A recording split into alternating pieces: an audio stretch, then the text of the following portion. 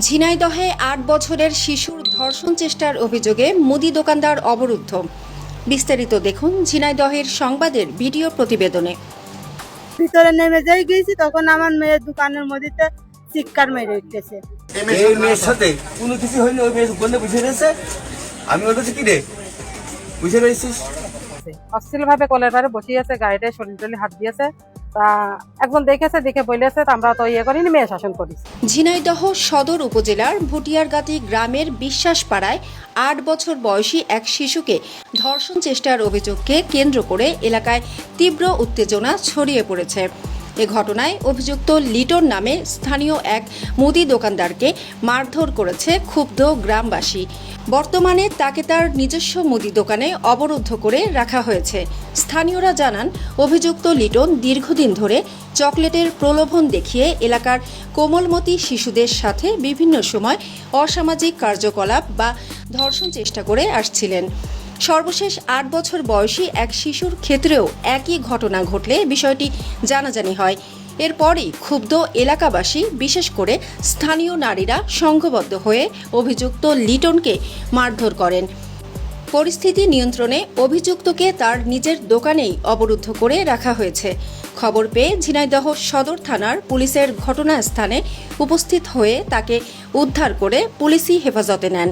তবে বিকালে ভিকটিম শিশুর চাচা বাদী হয়ে যৌন নিপীড়নের অভিযোগ এনে লিটনকে আসামি করে সদর থানায় মামলা দায়ের করেন। এর আগে অনেকবারই জানা আছে, অনেকবার, একবার না অনেকবার জানা কি আছে। জানেন একটু বলেন তো? এটা আমার নিজের মেয়ের সাথেও হয়েছে। প্রথম তারিখ আমার মেয়ের সাথে হয়েছে। হ্যাঁ। তারপরে মানে আমার মেয়ে তখন 3 বছর বয়স ছিল, এখন আমার মেয়ের বয়স হলো 5 বছর। জি। আরো 2 বছর আগের ঘটনা। তখন আমার মেয়ে, আমার স্বামী মারা গেছে, আমি কাজ করে খেয়ে বেড়াই। আমার মেয়ে বাসায় রেখে গিয়েছি। আমার মেয়ে, আমি কাজের থেকে এসে দেখি আমার মেয়ে এরকম বৃষ্টি পড়ছে, টিপটাপ বৃষ্টি হচ্ছে, এরকম মানে দিনও এরকম অন্ধ অন্ধ দিন ছিল। এবার আমার বাসার ভিতর থেকে ঝাড়ঝুড় দিয়ে ময়লা নিয়ে এসে এই জায়গায় ফেলতে আসতেছি। আসে দেখি যে মেয়ে আশপাশে নেই। পরে ময়লা ফেলতে ওই যে ভিতরে নেমে যাই গিয়েছি, তখন আমার মেয়ের দোকানের মধ্যে চিৎকার মেরে উঠতেছে। এই লোক প্রায় প্রায় মেয়েদের, ছোট ছোট বাচ্চাদের দেখে এগুলো করে, কলের পারে বসায় অশ্লীল ভাবে তাদের আদর টাদর করে, বুঝলেন। এই পাশের বাড়ি একটা মেয়ের করেছে, এই বছর খানিক ধরেই এরকম চলছে। বেশ কয়েকটা মেয়ের করেছে। এখন সবাই তো সামনে এসে বলতে পারে না, পারে বলেন? সবার একটা মান সম্মান আছে, যার যার মেয়ের ছেলেপেলের ব্যাপার, ছোট ছোট বাচ্চাদের ব্যাপার। এখন আমাদের মেয়ের এর আগেও একদিন করেছে, অশ্লীল ভাবে কলের পারে বসিয়েছে, গাড়িটায় শরীর টলি হাত দিয়েছে। তা একজন দেখেছে, দেখে বলেছে, আমরা তো ইয়ে করিনি, মেয়ে শাসন করেছি। করার পরে মেয়ে রাত্রি শুয়ে শুয়ে আমার কাছে বলেছে, বলার পরে আমি আর মানে ইয়ে করিনি, বাদাবাদি করিনি। হঠাৎ করে কালকে আবার ডেকেছে, ফেরাই ফেরাই ডাকে। মেয়ে বলে, তারপরে আমরা সাবধানে রাখি।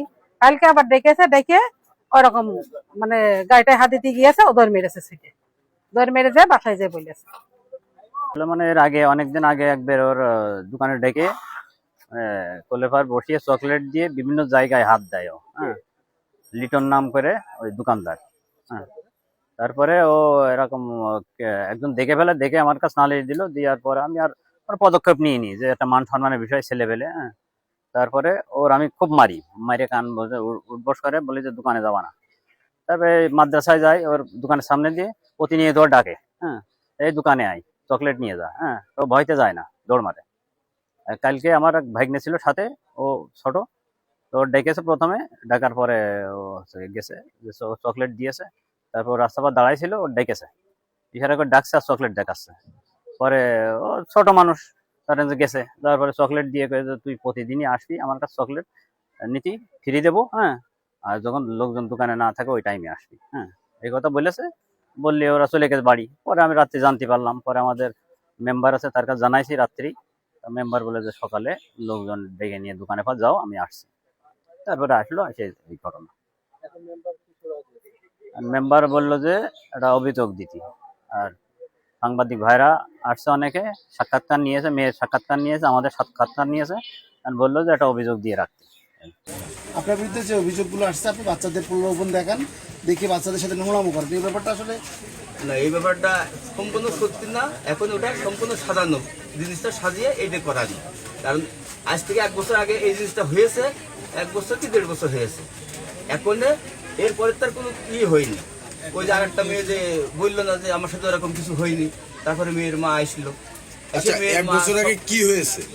ওই যে মেয়ের মা আসলো না, পরে মেয়ের কাছে শুনলেন যেটা, মেয়ে তো বলে দিল আপনার কাছে কি হয়েছে, ওর সাথে হইলো। আজকে কি ঘটেছে?